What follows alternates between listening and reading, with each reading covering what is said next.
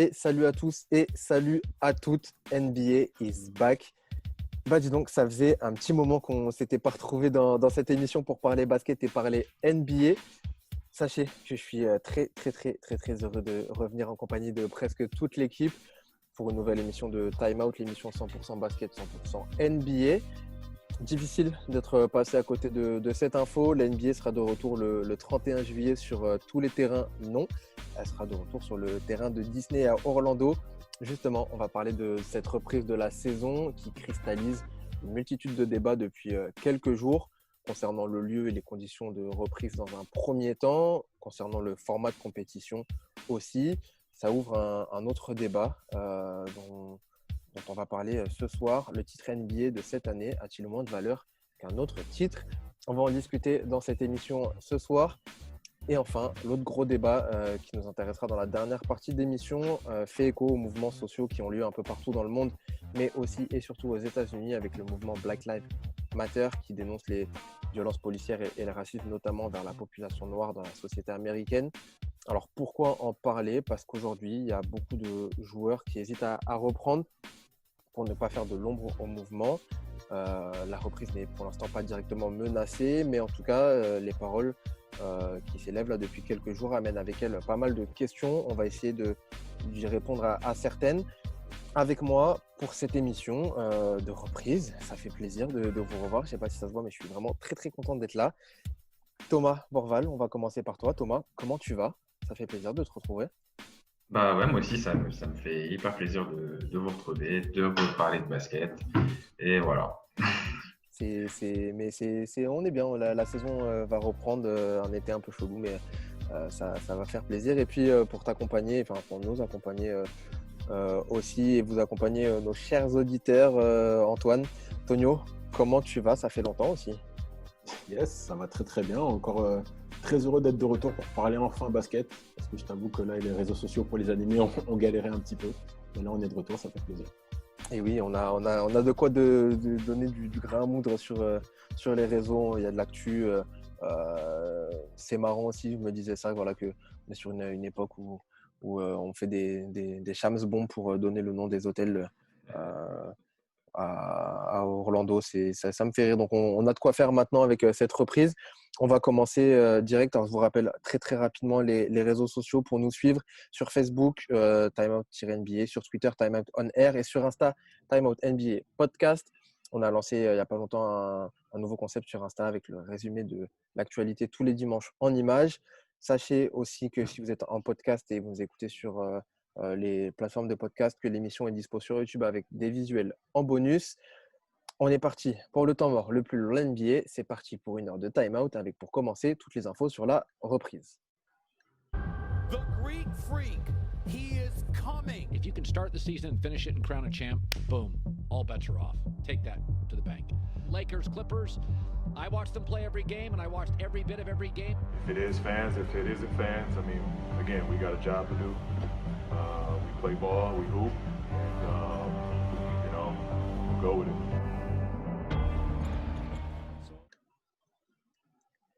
Et pour lancer cette émission, je vais me tourner vers toi, Thomas, pour cette première partie. NBA is back in the bull. On est de retour à Orlando pour la NBA. 22 équipes, on va détailler tout ça. Est-ce que tu peux nous faire quand même un petit rappel sur les dates importantes de la reprise, voilà, les dates en tout cas qui vont nous intéresser là jusqu'à, on va dire, décembre à peu près. Thomas, je me tourne vers toi.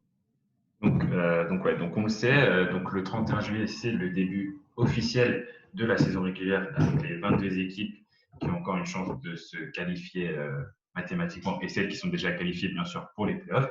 Mais le départ officieux, ça sera le 22 juin avec la possibilité de recruter des free agents jusqu'au 1er juillet. Ensuite, on aura le training camp qui commencera le 30 juin. Comme je l'ai rappelé juste avant, le 31 juillet, ce sera le début de la saison régulière. Le 17 août, c'est là que tout commence parce que ça va être le début du premier tour des playoffs. Ensuite, le 31 août, il y aura le deuxième tour. Le 15 septembre, les finales de conférence. Le 30 septembre, le début des finales NBA. Ça, c'est vraiment la date clé et celle à retenir. Le 12 octobre, c'est l'éventuel Game 7 des finales. Et enfin, le 15 octobre, il y aura la draft NBA. Le 18 octobre, le début de la free agency. Le 10 octobre, le début du training camp pour la saison suivante. Et le 1er octobre, ce sera le début de la saison 2020-2021. Enfin, c'est le début espéré. Même si ça semble un peu short pour reprendre cette saison avec des finales en octobre et une reprise. Je pense qu'on commencera quand même au mois de mi-décembre et si ce n'est pas en janvier avec une saison raccourcie, euh, notamment pour la saison prochaine avec les JO qui auront lieu en décembre. Très très vite fait, donc voilà, on vous a donné les dates importantes. On rappelle le lieu, l'ESPN World of Sport Complex à Orlando. 22 équipes qui sont concernées, les Knicks, les Cavaliers, les Bulls, les Hornets, les Pistons, les Hawks, les Wolves et les Warriors. Bye bye, c'est les vacances pour eux, enfin pour ces équipes-là. Elles vont pouvoir s'entraîner tranquille. Peut-être qu'elles vont faire un tournoi, mais pas sûr encore. Bon, en tout cas, ça sera les vacances et pas de playoffs. 22 équipes, on vous met le détail. C'est les équipes qui étaient, entre guillemets, dans la capacité de se qualifier encore pour les playoffs et qui étaient encore en course pour les playoffs de la saison régulière. Donc voilà, 22 équipes. Que dire d'autre voilà, qu'est-ce que vous pouvez me dire là, les gars, de cette reprise? Qu'est-ce que ça vous inspire rapidement? Comment vous voyez cette reprise? Une reprise, un format très inhabituel, un format qui n'a même pas énormément de sens quand on le regarde, qui est assez compliqué, mais au final qui satisfait à peu près toutes les parties. En tout cas, toutes les parties vont perdre un peu à ce petit jeu, mais voilà, on limite un peu la case. Donc, écoute, content que la NBA revienne, même si c'est dans des circonstances particulières, on va faire avec ce qu'on a. Moi, ce qui m'inquiète, c'est un peu la charge de match, en fait. C'est très, très raccourci, tout ça, et donc ça m'inquiète un peu pour la santé des joueurs, mais la NBA elle a réussi à se débrouiller avec les capacités qu'elle avait, et elle a réussi à contenter tout le monde avec ce format-là. Donc voilà, Ouais, que faire de plus avec des événements qu'on ne maîtrise pas, comme le coronavirus? Pas grand-chose. et on est tous, enfin, plus ou moins tous contents quand même de retrouver la NBA, de retrouver des matchs de basket. On ne vous donne pas toutes les modalités de la bulle NBA qui aura. En tout cas, beaucoup de choses. Il y a un document de 130 pages qui est tombé. On l'a dit. C'est beaucoup de conditions. Mais globalement, voilà, les joueurs seront testés très régulièrement. Ils ne pourront pas sortir comme ils veulent de cette bulle-là. Il y aura pas mal On joue à Touquet, s'ils ont Ouais, envie. c'est ça. Jouer à Touquet, au ping-pong tout seul, c'est important. Les doubles au ping-pong sont interdits, effectivement. Et puis voilà. En tout cas, des conditions très, très drastiques pour cette reprise NBA. Donc, on le rappelle, donc 22 équipes, des franchises qui jouent 8 matchs de saison régulière. Si les 8e et 9e, il y a 4 victoires de différence entre les deux, il y a un match de barrage. Le 8e doit gagner un match pour se qualifier. Le 9e doit en gagner 2 pour aller directement en playoff. Et on aura au final des playoffs normales, Est-Ouest, avec des matchs, enfin des games en 7 au meilleur des 7 matchs. Et une finale potentiellement, enfin, en tout cas en octobre, les grosses finales NBA tant attendues. Voilà pour le format. Je ne sais pas si vous avez d'autres trucs à rajouter là-dessus. Non, franchement, Ouais, ouais, Ça vas-y semble. Thomas. vas-y. Non, je veux dire que finalement, Adam Silver, il s'est pas mal débrouillé parce qu'il y avait beaucoup de parties à contenter dans cette histoire. Il y avait les joueurs, il y avait les entraîneurs, certains qui sont un peu vieillissants et qui forcément sont à risque avec ce coronavirus. Il y a forcément les propriétaires qui pensent à leur portefeuille. Il y a les chaînes de télévision, il y a Disney avec tout ce méli-mélo. Il s'est pas trop mal sorti. C'est encore une fois très compliqué le format par rapport à ce qu'il aurait pu faire. Mais tout le monde est à peu près content avec cette solution. On a eu pas mal de news. Alors, c'est marrant parce que c'est marrant. Ça bouge très, très vite. En tout cas, en ce moment, il y a de plus en plus d'infos qui surgissent tous les jours. Là, récemment, c'était pas plus tard que ce mardi, enfin ce mercredi en l'occurrence. Ce mardi. On est mercredi, mardi, je sais plus. Je me perds dans la semaine. On est mercredi. Que ce mercredi, avec toutes les infos sur le le dossier qu'avait envoyé la NBA aux joueurs pour les règles sanitaires, en tout cas à Orlando. On a eu aussi le nom des hôtels. C'est marrant parce que les Shams Bomb maintenant, c'est une époque formidable quand même, hein. Les Shams Bomb maintenant, c'est le nom des hôtels pour les équipes qui seront présentes à Orlando. Enfin, il y a plein mal d'infos qui sont sorties. On a les règles, en tout cas sanitaires, pour les joueurs. On ne va pas tous vous les résumer. C'est un document de 110 pages et il y a des règles partout. Le plus important à savoir, je pense que c'est que les joueurs seront testés très régulièrement. Les interactions sont limitées.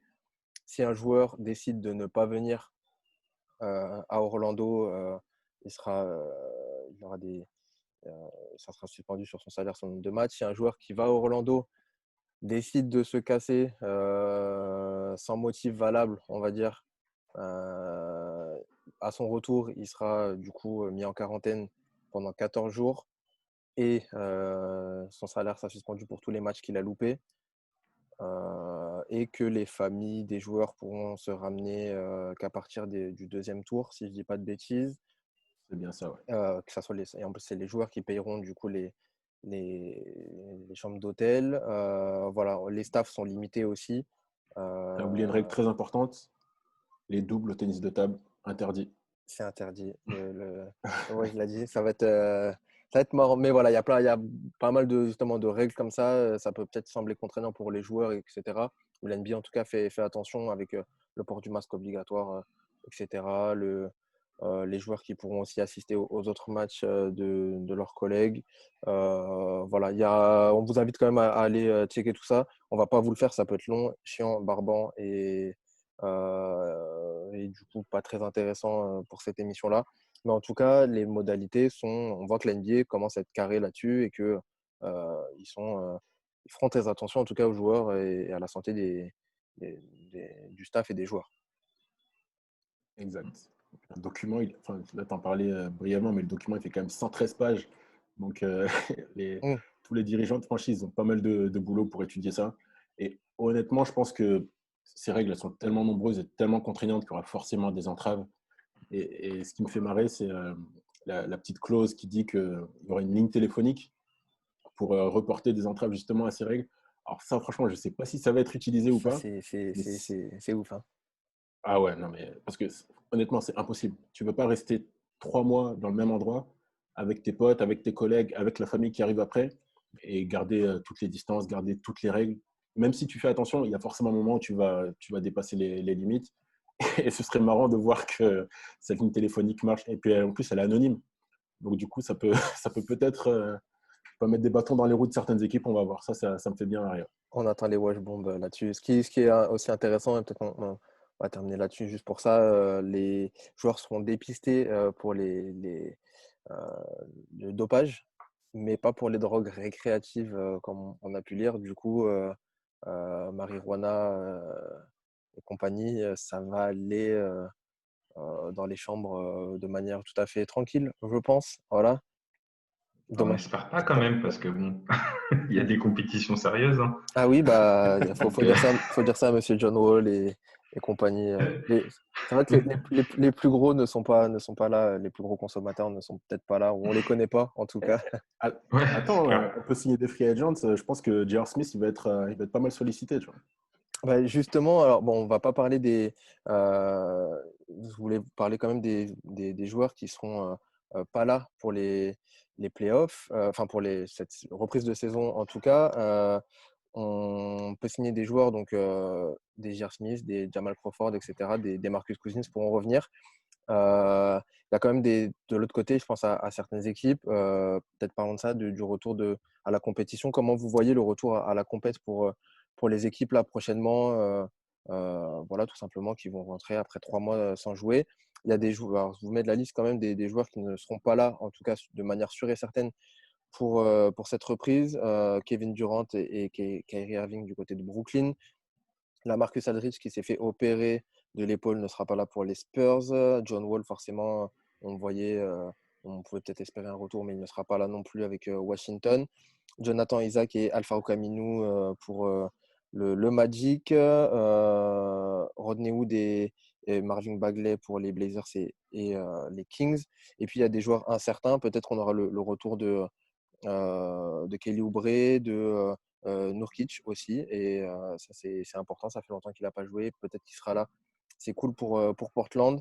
Parmi les incertains aussi, Bojan Bogdanovic avec le Jazz et Fred VanVleet avec les Raptors. Bref, tout ça pour dire qu'il y a pas mal de joueurs qui sont soit blessés, soit incertains. D'autres joueurs qui sont rentrés à la compétition et qui n'ont pas joué depuis longtemps. Vous, comment vous voyez le retour à la compète pour ces équipes-là? Vas-y, Thomas, je te laisse.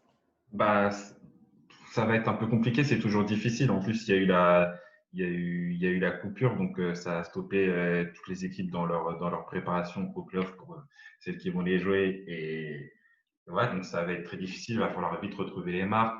Il va falloir s'adapter. Il va falloir être très concentré. Il y a le mental qui va rentrer en jeu. Donc ouais, ça va être difficile. À mon avis, on risque de voir des premiers matchs assez brouillons. Mais finalement, les matchs qui sont là, ils sont faits pour se préparer. Donc, je pense que, honnêtement, moi, je pense pas qu'il va y avoir beaucoup de bouleversements au classement, peut-être entre Memphis et Portland. Mais je pense que les équipes qui sont sûres d'être là vont bien utiliser ces matchs pour se préparer et tranquillement monter en puissance. Mais les premiers matchs, je pense qu'ils risquent un peu d'être dégueulasses. Ouais, toi, Antonio, comment tu les vois ces matchs-là là? Enfin, c'est ce retour à la compète en tout cas. Ouais, clairement, ben, moi, je pense que ça va être un peu comme une pré-saison, comme Thomas vient de le dire, hein. Il y aura beaucoup de tâtonnements, beaucoup de choses brouillonnes. Je pense que les équipes qui ont déjà une certaine continuité depuis la saison dernière, la saison précédente, vont avoir un certain avantage, en tout cas pour ces premiers matchs. Je pense notamment à Toronto, qui bien évidemment sort de sa saison de titre, qui a déjà plein d'automatismes par rapport à d'autres équipes un peu plus neuves comme les Clippers ou les Lakers. Je pense que eux, ça va peut-être un peu galérer pour se remettre en route. Après, il y a un côté dont on ne parle pas, c'est la santé et l'état mental des joueurs qui se sont arrêtés depuis un long moment et qui, avec tous les événements qui se passent aux États-Unis, dans quel état d'esprit ils vont revenir s'ils reviennent, ça va peut-être aussi jouer. Donc, un début assez brouillon, je m'attends. Puis après, comme tout le monde, nous, les êtres humains, on est des grands animaux, donc il y aura une période d'adaptation. Une fois qu'on sera adapté, que les joueurs seront adaptés, ben, ça va partir. Je pense qu'on aura du basket comme on a l'habitude de le voir, quoi. Tu fais bien de parler de ce côté mental, justement. J'ai vu dans le rapport là que les joueurs étaient vivement encouragés à ramener avec eux un coach mental. Et je pense justement c'est pour tous ces côtés. Alors, on en parlera dans la dernière partie d'émission sur tout ce qui se passe aux États-Unis en ce moment, mais aussi et surtout parce que voilà, la maladie, ceux qui se sentent, on n'en parle pas souvent, mais voilà, tous les joueurs qui sont en déprime et qui ont des petites baisses de morale comme ça. Et là, ça peut être exacerbé avec cette reprise NBA. Donc, c'est vrai que ça va jouer au mental. Dans tous les cas, très belle transition. Une fois n'est pas coutume, Tonio, pour notre deuxième partie d'émission.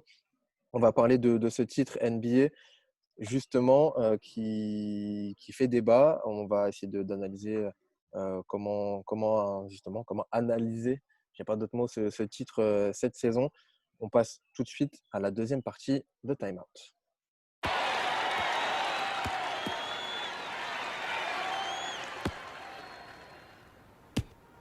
C'est nul! Les gars, on est de retour pour cette deuxième partie d'émission. On a parlé dans la première de ce retour à la compétition et la NBA qui est de retour dans la bulle d'Orlando. On est content. La NBA revient le 31 juillet. On aura un champion NBA au mois d'octobre.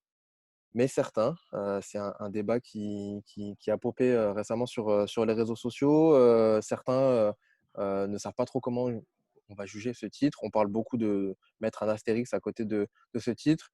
Evan Fournier a été un des premiers à allumer la mèche en disant est-ce que vous pensez vraiment que ça sera un titre avec autant de valeur? Pas de comparaison avec la saison de lockout, ça n'a rien à voir. Il disait, voilà, sur son argumentaire, pour moi, ça sera comme un tournoi FIBA en quelque sorte. Les vainqueurs ont gagné ce tournoi-là, mais pas question de dire champion NBA à mon avis. Ça m'intéresse d'avoir votre avis sur la question. Est-ce que ce titre NBA a moins de valeur qu'un autre ou pas? Je vais commencer par toi, Thomas. Pour toi, je sais que tu as souvent un avis tranché sur ce genre de questions. Ce titre NBA, comment tu le sens? Enfin, comment tu le vois?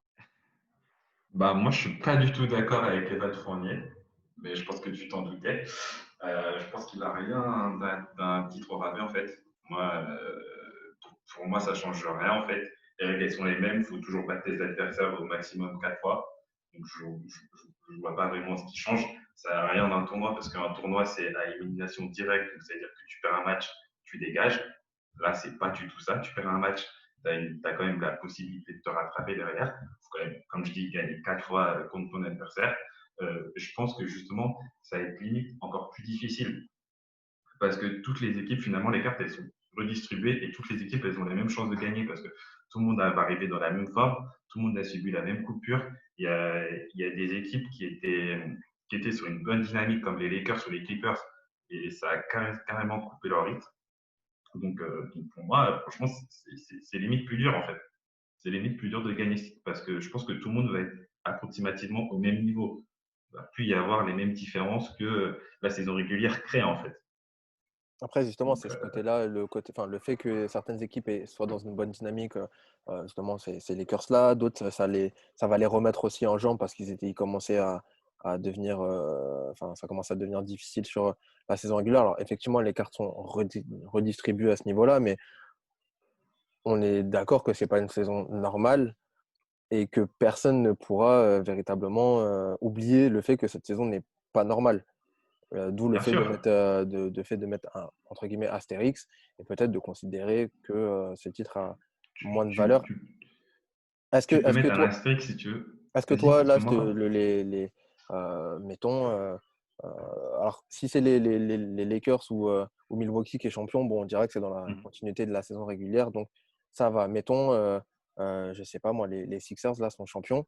Ouais. Est-ce que tu te diras pas, putain, ok, quand tu regarderas le titre de cette année-là, tu te diras, ok, les Sixers sont champions, mais allez, c'est l'année du Corona, voilà.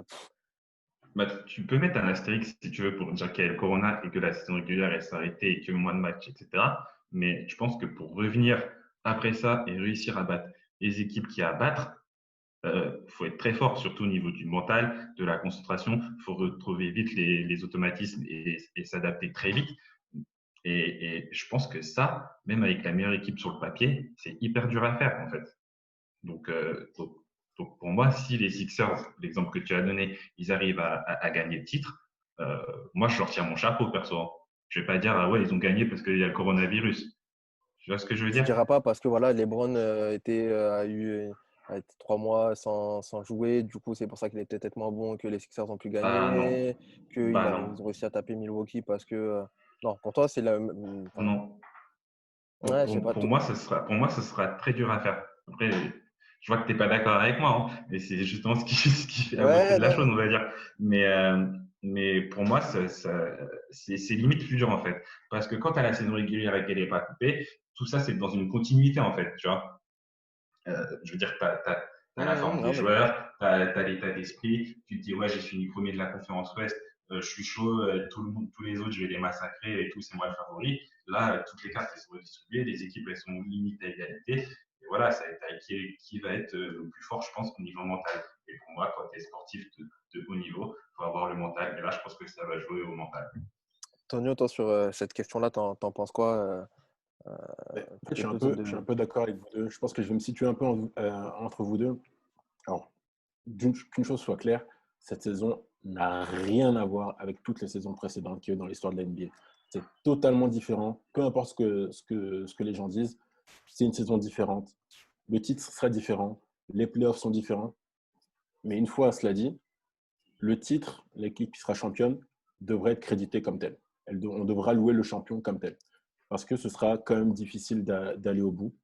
Moi, j'ai un exemple tout con. Je vais un peu faire un parallèle avec le football. Je suis supporter de l'OM. Je suis né en 95 et j'ai pleuré une seule fois pour un match de football. C'était la finale de la Coupe de la Ligue 2010 contre Bordeaux. Pourquoi? Parce que c'était la première fois que j'avais vu mon équipe favorite gagner un titre. C'était la Coupe de la Ligue. Ça ne voulait pas dire qu'on est la meilleure équipe de France. On a gagné le titre de champion quelques semaines plus tard. Mais même si on n'avait pas gagné, l'émotion, elle serait restée la même pour la Coupe de la Ligue. Et je pense que c'est un peu de cette manière qu'il faut aborder ce tournoi NBA. Est-ce que c'est un titre comme les autres? Pas du tout. Mais est-ce que c'est dur d'aller le chercher? Totalement. L'équipe qui sera championne au bout, faudra lui donner du crédit, même si la saison est totalement différente. Après, ceux qui disent que la saison est pareille, Non, je les soupçonne vraiment de conditionner leur avis en fait au futur gagnant. Tu l'as bien dit, Yonim. Si les Lakers ou si Milwaukee gagnent le titre, on va dire bon, bah, génial, c'était une saison comme une autre. Mais attends qu'on se retrouve avec une finale Denver-Indiana et on va leur demander ce qu'ils pensent. Tu vois. Là, je pense que leur avis changera un peu. Ah, Donc, carrément, non, carrément. la saison est totalement différente. Mais au bout, faudra pas moquer le champion. Alors, astérisque, pas astérisque, à la limite, ça, on s'en fout. Là, j'ai vu l'avis de Shaquille O'Neal qu'on a repris sur un graphique qui disait que le champion ne sera pas respecté. Bah, je ne suis pas du tout d'accord avec lui. Il faudra respecter le champion comme tel, même si la saison est différente. Il faut être clair là-dessus. La saison est différente. Ok, c'est justement, alors, dans les avis, il y a des avis qui divergent. On a mis par exemple le titre, enfin, la déclat de Shaquille O'Neal qui disait que n'importe quelle équipe peut gagner le titre cette année.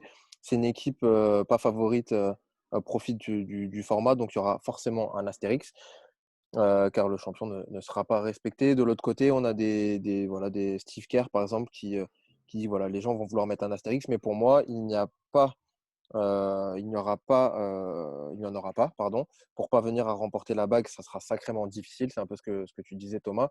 Mm. On a repris voilà, l'avis du propriétaire des Rockets qui disait voilà, peu importe le vainqueur, que ce soit nous, Los Angeles ou Milwaukee, pourquoi faudrait-il mettre un astérix dessus? Il faut gagner 4 séries au meilleur des 7 matchs. On est d'accord, en tout cas, que le format sera le même. Là où ça change, effectivement, c'est que ça change d'une année de lockout parce que sur une année de lockout, tu as quand même une saison régulière qui est raccourcie peut-être, mais au moins, voilà, tu as de quoi te mettre en jambe, tu as de quoi d'arriver playoff. Là, on est sur une saison régulière qui s'est arrêtée en plein milieu, un format vraiment inédit. Pour moi, là où tu dois, entre guillemets, mettre une astérix, ou dans tous les cas, même si tu ne la mets pas, je pense que voilà, des sites comme Basket Référence, la NBA en tout cas, n'en mettront pas sur cette année-là. Mais en tout cas, nous, quand on regardera les champions, tu feras le, le comparatif. Tu diras, OK, les Lakers, OK, là, il y a les Warriors, OK, nanana, tu feras les calculs.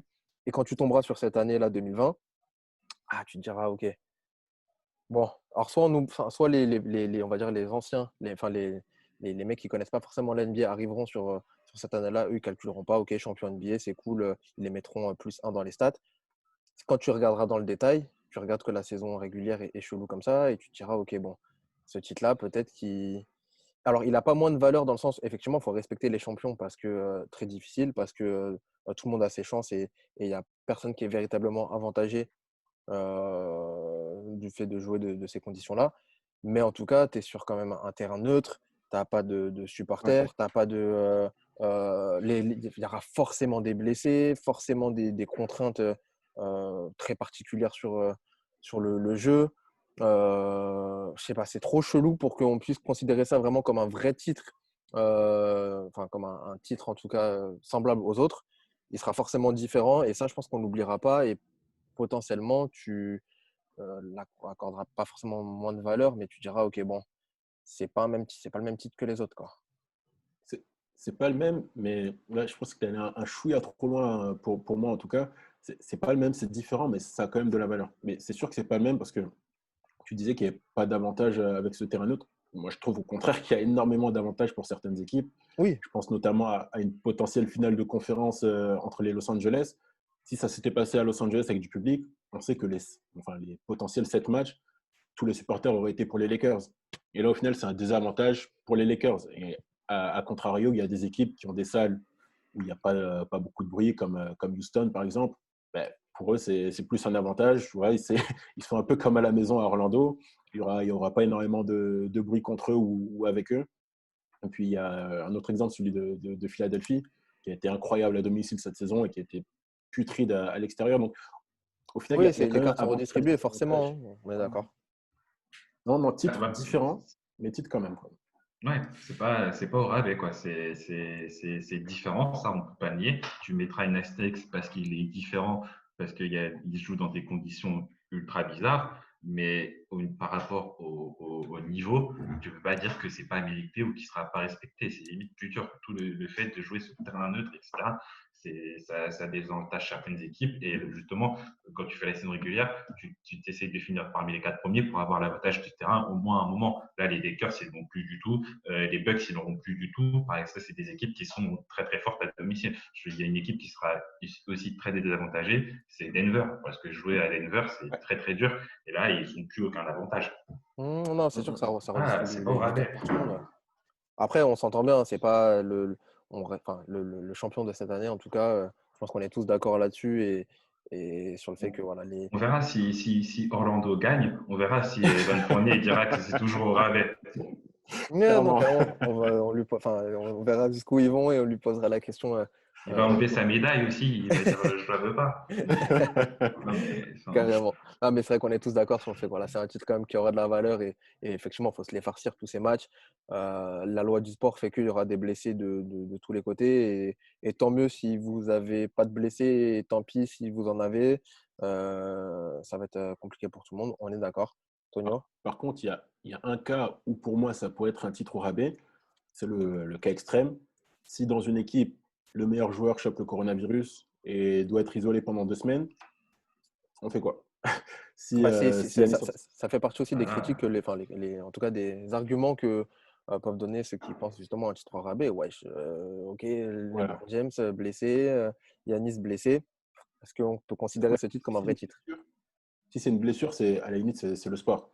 Si c'est un mec qui chope le corona, si Yannis chope le corona, même peu importe si c'est pas forcément le meilleur joueur, mais dans une équipe, tu as 4-5 joueurs d'un coup qui chopent le virus, qui doivent être isolés, bah, l'équipe est totalement décimée. Là, c'est vrai que ça change pardon, beaucoup, beaucoup de choses. Et ben, on suivra ça et on verra ça comment ça va évoluer. On n'espère pas en tout cas, en espérant voilà, que tout le monde aille bien. Et que on ait un beau champion NBA dans tous les cas. Le champion de cette année restera dans l'histoire euh, encore plus que les autres années. On a souvent des belles histoires avec les champions NBA. Je pense à Toronto l'année dernière. Là, ça va rendre le titre encore plus, je vais dire ça vous, en tout cas encore plus iconique, j'ai envie de vous dire, pour le c'est un titre très beau de mot. cette année. Merci Thomas de ces compliments. Je t'augmente pour l'émission. J'augmente ton salaire. Les gars, on va passer à la dernière partie. On va parler justement des salaires. Ça fait une bonne transition aussi. On va parler de cette reprise NBA qui est potentiellement menacée, ou en tout cas des paroles qui se libèrent sur les manifestations avec Kyrie Irving notamment. On enchaîne avec la dernière partie de Time Out tout de suite. I'm angry, but I ain't scared. I ain't scared at all. And we here standing together. I need everybody to stand with us. It just tells us as a black whole that we're tired. We're tired of being treated like, that we're less than. We're tired of being alienated, and it also just told people that we're not going to normalize this. We're not going to feel desensitized to this, and we're not going anywhere.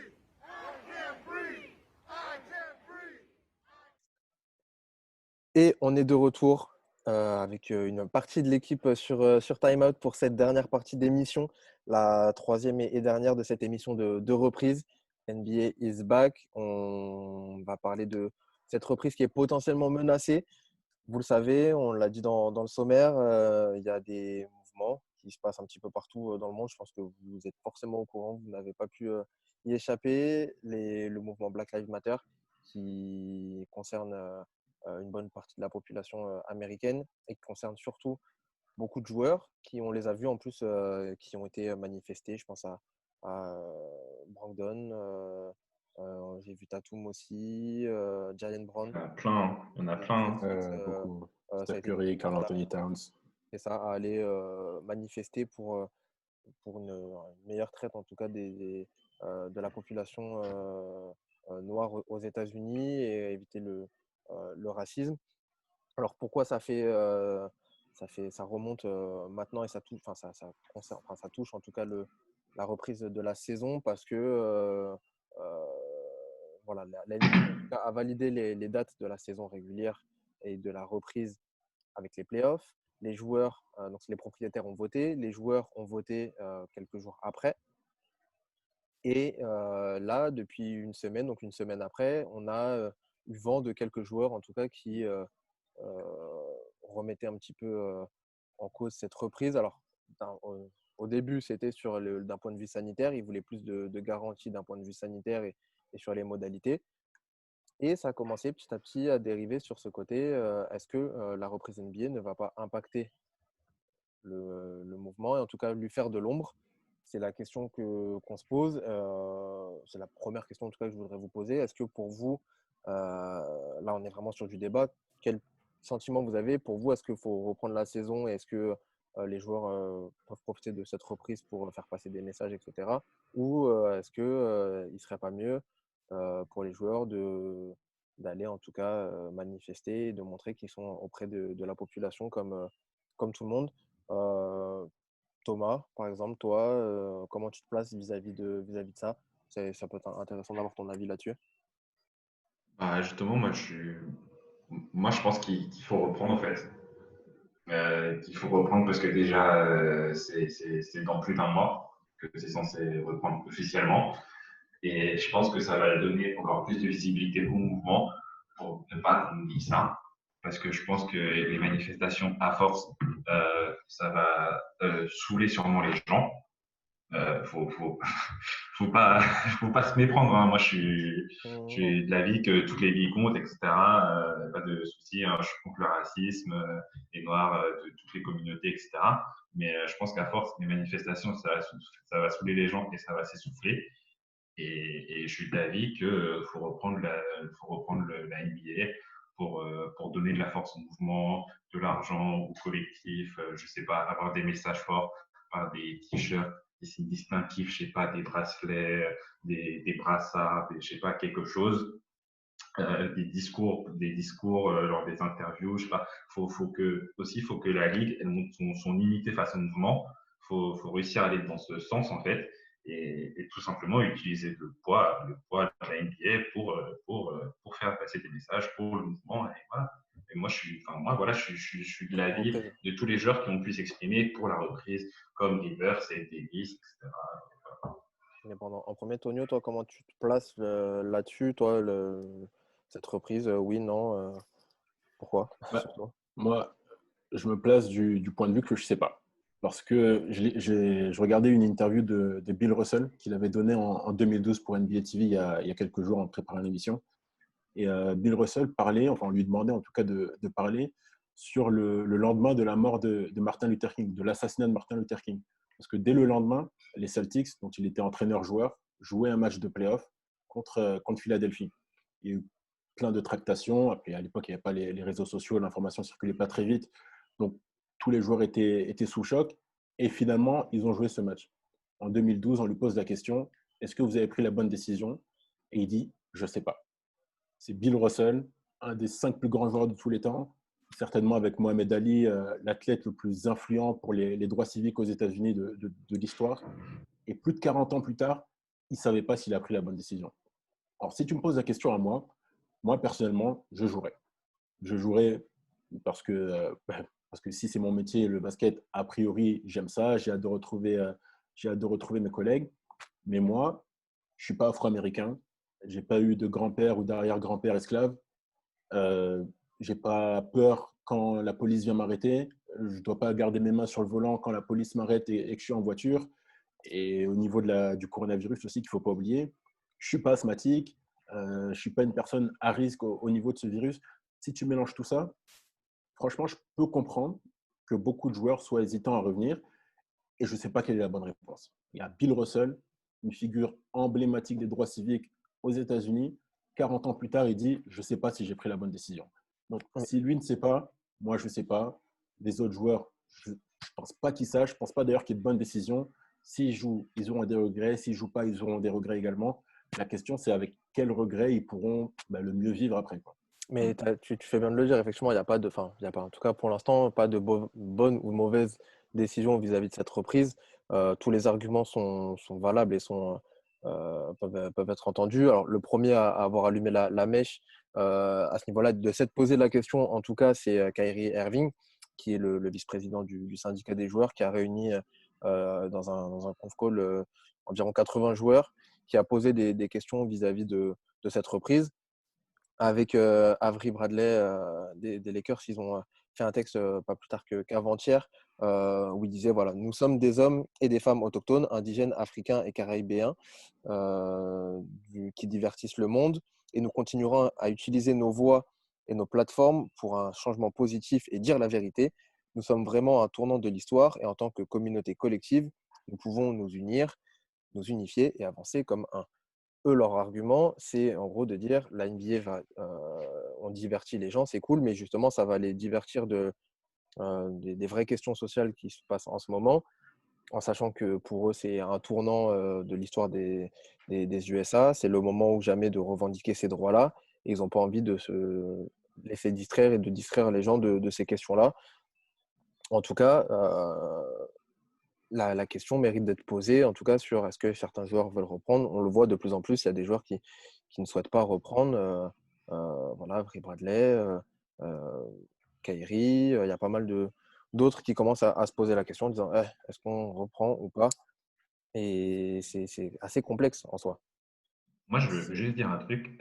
C'est juste sur le fait qu'ils pensent que ça va amener les gens hors de la réflexion par rapport au mouvement. Je suis pas du tout d'accord parce que justement, comme je dis, si tu utilises le poids de la NBA pour rappeler aux gens que le racisme existe et que les Noirs et les Hispaniques ou je sais pas quelle communauté qui n'est pas blanche est traitée comme ça par la police et, et dans la vie, si tu donnes des messages, justement, comme je dis, avec des t-shirts, etc., personne ne va oublier ça.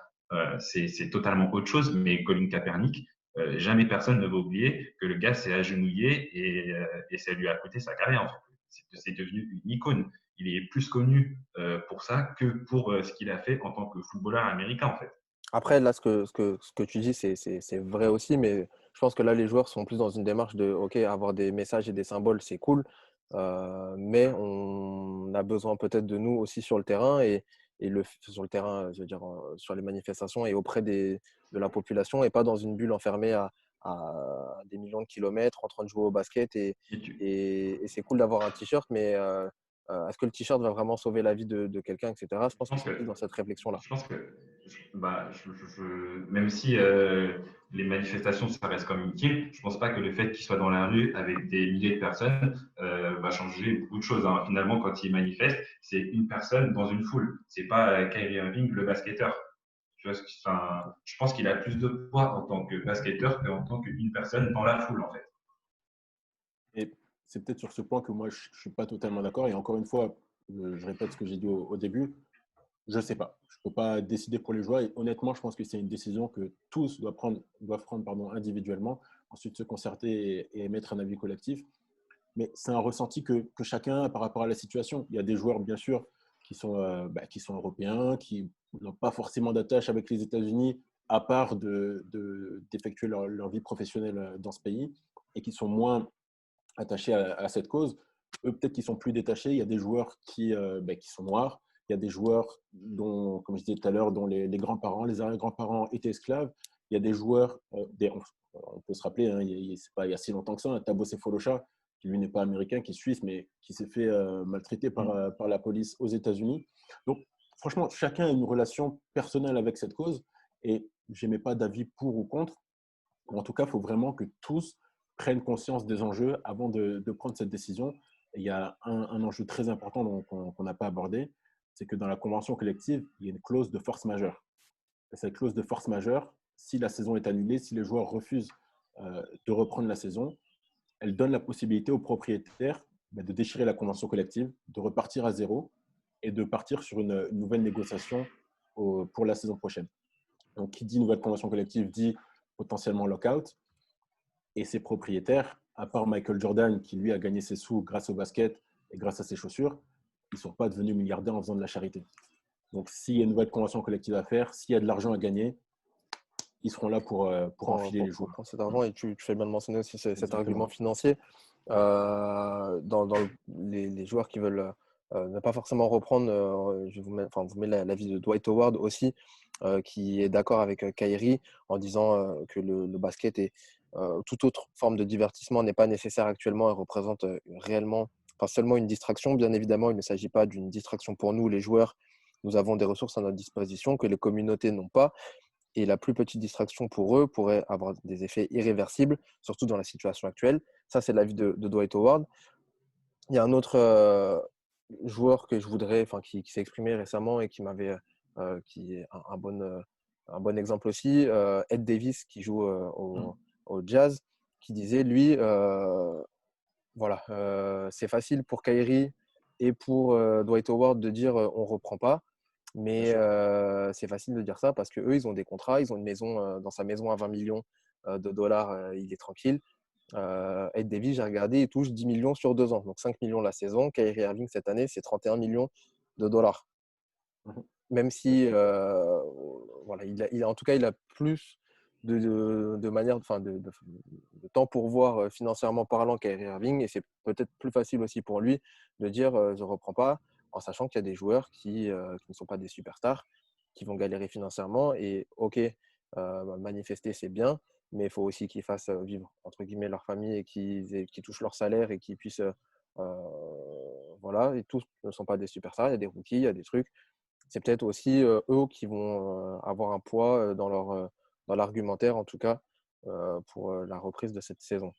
C'est pas peut-être, c'est sûr. Parce que quand on regarde les NBA, clairement, ceux qui sont le mieux, la classe haute de la NBA, elle est minime. C'est LeBron James, c'est Kawhi Leonard, Stephen Curry. Eux, leur famille, elle est bien pour 3, 4, 5 générations sans qu'ils aient à travailler. Mais après, tu as d'autres joueurs comme Giannis Antetokounmpo, qui lui a déjà signé un contrat à 100 millions de dollars, mais qui potentiellement peut signer le plus gros contrat de l'histoire de la NBA à l'été 2021. Il n'a pas encore signé. Donc lui, peut-être qu'il n'a pas envie que la convention collective soit déchirée pour avoir un salaire moindre. Il y a ce type de joueurs. Il y a les joueurs, comme tu l'as cité, Ed Davis, qui sont peut-être pas en contrat minimum, mais dans la classe moyenne de la NBA et qui n'ont pas assuré leur revenu pour des générations comme les Curry, comme les James, comme les Leonard. Et puis, il y a bien sûr les contrats minimums qui, eux, vagabondent entre la G-League, l'Europe et la NBA, qui aussi sont à la recherche d'argent. Donc, au final, quand on regarde la classe haute de la NBA qui peut se permettre finalement d'avoir le salaire divisé par 2 la saison prochaine s'il y a une nouvelle convention collective, elle est très minime. Et c'est pour ça que je disais, il n'y a pas forcément de bonne solution, mais j'espère que les joueurs, quand ils vont prendre leurs décisions, auront tous les paramètres en vue, et notamment les superstars qui sont vice-présidents de l'association de joueurs, du syndicat des joueurs, considéreront évidemment leurs joueurs, leurs collègues qui font partie de la basse classe de la NBA, j'allais dire. Il y a une superstar en tout cas qui est chaude pour reprendre superstar, même LeBron James, lui, qui on le sait, hein, qui est très, très impliqué sur ces questions sociales, justement. Lui, au contraire, il est chaud pour reprendre. Il y a d'autres joueurs, on vous a mis la prise de position d'Austin Rivers, qui a beaucoup fait parler aussi, qui était un des premiers à répondre sur Instagram en disant il y a nous qui rejouons pour mettre de l'argent dans nos poches. Avec cet argent, pour aider davantage de gens et continuer de donner davantage de temps et d'énergie pour le mouvement Black Lives Matter. Apporter du divertissement et de l'espoir pour les enfants est important.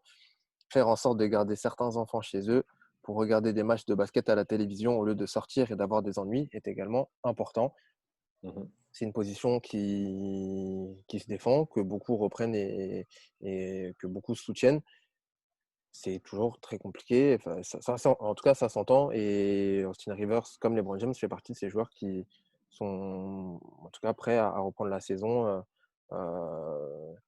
non pas pour oublier ce mouvement-là et pour le mettre de côté, mais peut-être pour aussi lui donner de la force, comme disait Thomas au début. Moi, je suis tout à fait d'accord avec eux et je partage totalement leur avis. Et après, je suis pas afro-américain, je suis pas basketteur, comme dit Antoine. Hein. C'est à eux de prendre leurs décisions en leur âme et conscience et d'assumer les conséquences s'il y en a. Mais moi, je suis d'avis qu'il faut jouer et donner de la force au mouvement parce que en fait, je vois pas c'est quoi le but de dire dans le fond en fait, je vois pas c'est quoi le but de dire je ne joue pas, je vais manifester, je bloque la NBA en fait. De ce que j'ai pu comprendre, de ce que j'ai pu comprendre, ceux qui ne sont pas en faveur de reprendre, ou en tout cas qui hésitent à ce moment où on se parle à reprendre, ce n'est pas forcément pour marquer leur soutien ou pour que ça ait un impact, c'est simplement parce qu'eux, ils ne sont pas dans l'état d'esprit justement de jouer. Et parce qu'ils pensent que ça va, ouais, ça, et ils pensent que ça va distraire le mouvement. Alors, honnêtement, encore une fois, moi je pense qu'il n'y a pas de bonne solution. Ou en tout cas, les deux solutions sont bonnes, les deux avis sont totalement recevables. Et je pense que faut les laisser prendre leurs décisions en âme et conscience, tout simplement. On parlait de ce titre au rabais ou pas, de l'Astérix, etc. Alors, il y a le coronavirus et tout, mais il y a aussi ce côté pas mal de joueurs qui vont arriver mentalement. On parlait beaucoup du côté mental pour aller décrocher ce titre. Il y en a beaucoup qui n'ont pas la tête au basket du tout parce que voilà, ils ont des amis, des proches qui sont impliqués dans ces manifestations ou qui sont voilà, très, très impliqués pour leur communauté. Ça les touche personnellement et il y en a voilà, pour qui le basket, c'est au final que secondaire, en tout cas sur la vie de leur communauté et qui n'ont pas forcément la tête à se mettre sur un terrain, aller décrocher un titre en plus sur une saison raccourcie. Ça peut s'entendre aussi. Voilà, en tout cas, ces joueurs-là auront aussi leur poids et peuvent en tout cas donner leur avis. On le rappelle, on ne l'a pas dit, mais les joueurs ont jusqu'au 24 de ce mois-ci pour donner leur avis définitif s'ils reprennent ou pas la saison et s'ils valident la convention qui a été, toutes les conditions qui ont été notifiées par la Ligue. 24 juin là pour donner une réponse définitive sur oui ou non, on joue ou on joue pas. Et de toute façon, moi je pense qu'il y a un truc qui va avoir aussi beaucoup de poids en fait, c'est la décision que va prendre LeBron James. Parce que comme l'a dit Pat Beverley, je pense que si LeBron James il dit on joue, je pense que les gens vont jouer en fait. Et pourtant, c'est pas lui le président du syndicat, hein, mais Chris Paul, on le rappelle. C'est tout quand même, hein.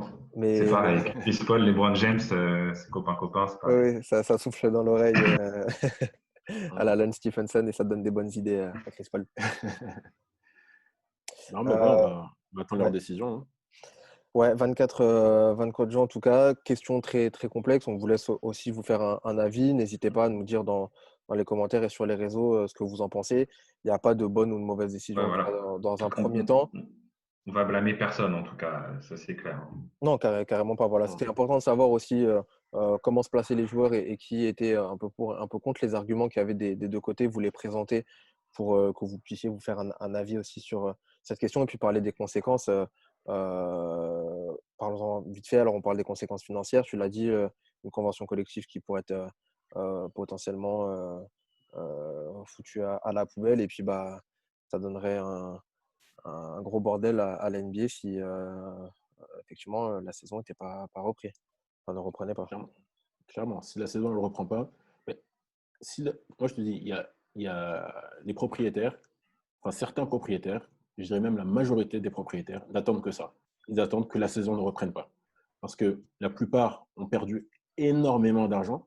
Je pense notamment à Mickey Harrison, le propriétaire de Miami, qui lui est dans le business des croisières.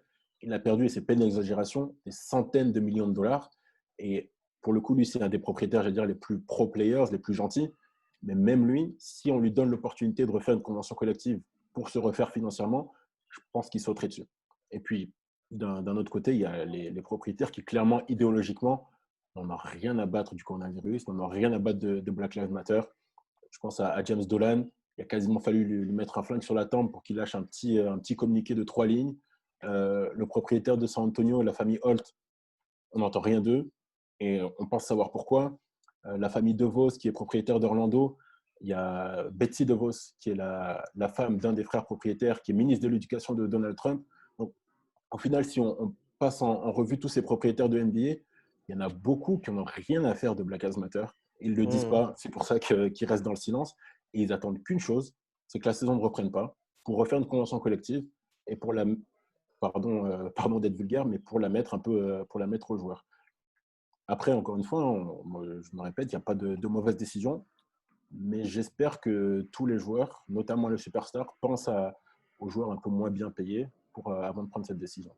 Et juste voilà, pour terminer sur cette partie, quand même, j'aimerais vous poser une question et avoir votre avis. On a beaucoup parlé de ce mouvement-là, etc. Du traitement, moi, en tout cas, c'est quelque chose qui m'a quand même marqué. J'aimerais revenir avec vous là-dessus. Le traitement sur le cas Kyrie Irving, qui est le vice-président du syndicat des joueurs, l'un des vice-présidents en tout cas, qui s'est posé la question justement, oui ou non, est-ce qu'on reprend et si oui, comment, plus de garanties etc. Le Adrian Wojnarowski qui a fait un papier, qui a été un des premiers à faire un papier en disant voilà, Kyrie Irving a fait une réunion et qui lui est un peu tombé dessus. Forcément, tout le monde qui suit sur les réseaux, entre ceux qui soutiennent Kyrie, ceux qui l'aiment pas trop depuis sa période, notamment à Boston avec tout ce qui se passe, même maintenant à Brooklyn, toutes les rumeurs, enfin tout ce qui se passe sur le cas Kyrie Irving, on va pas revenir, mais voilà, il a un peu une mauvaise réputation. Comment vous voyez le traitement qu'a eu Kyrie depuis ces derniers jours, en tout cas, vous trouvez que c'est justifié, pas justifié, qu'au final, ça passe? J'aimerais bien avoir votre avis là-dessus. Vas-y, Antoine, je te laisse commencer. Bah, oui et non. C'est justifié, oui et non, parce que en fait, cette réputation, il se l'est construite tout seul. Ça a commencé avec cette histoire de terre plate, et puis après, voilà, ses relations avec ses coéquipiers, avec ses coachs. Il se l'est fait absolument tout seul. Mais pour ce cas précis, sa réputation, en fait, on devrait s'en moquer totalement. Parce qu'il est totalement dans son rôle.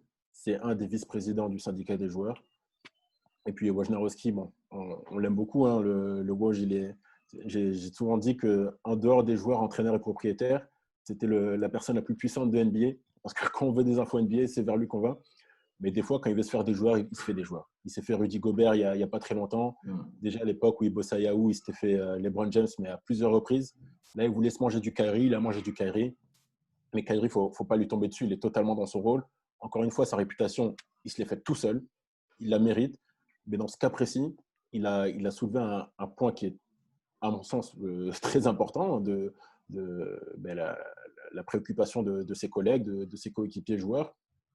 Parce que d'ailleurs, Wojnarowski, il faut le préciser, quelques jours plus tard, il a ressorti un article où il disait que justement, beaucoup de joueurs avaient apprécié que Kyrie Irving prenne la parole pour pouvoir s'exprimer. Tu vois, Et ça s'est passé un peu inaperçu au final. Après le premier papier, ça passe un peu inaperçu. Et c'est vrai que quand il veut se faire quelqu'un, ça va vite. Hein. C'est ça, parce que dessus, forcément, tu parlais tout à l'heure, Thomas, de LeBron James.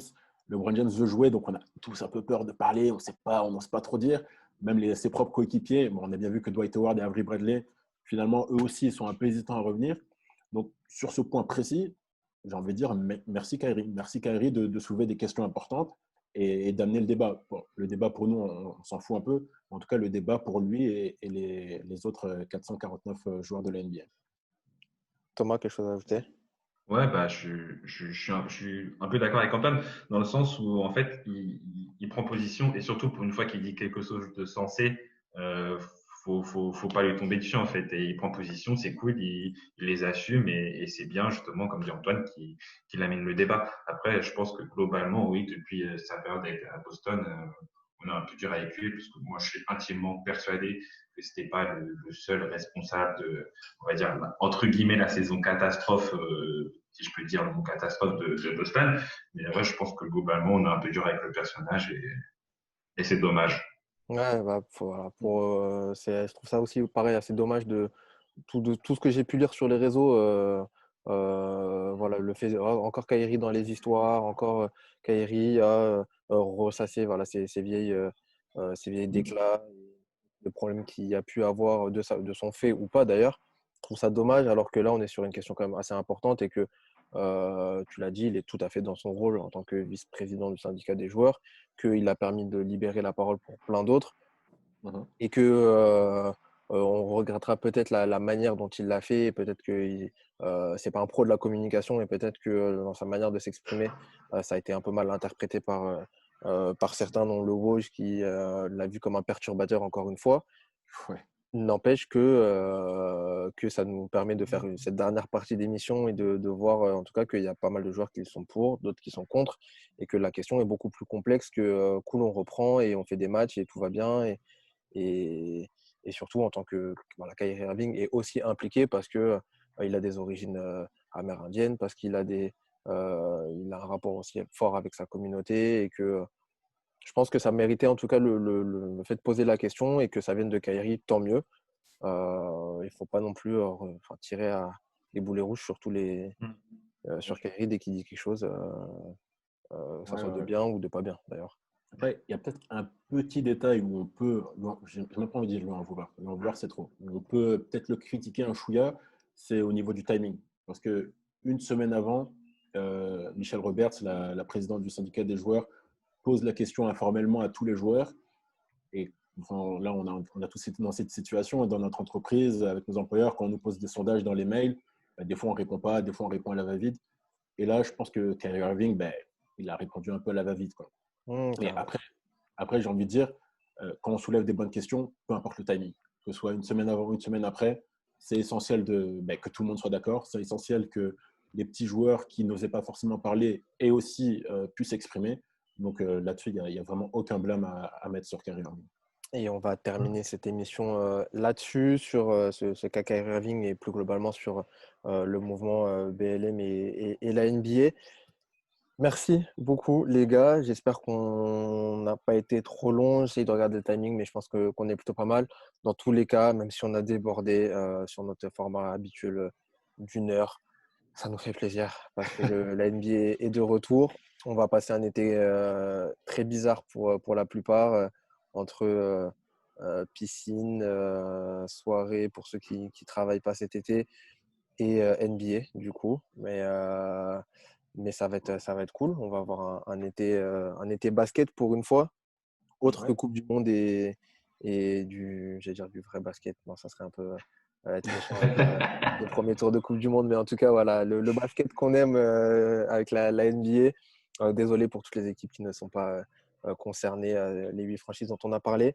Les gars, merci beaucoup encore une fois pour cette émission.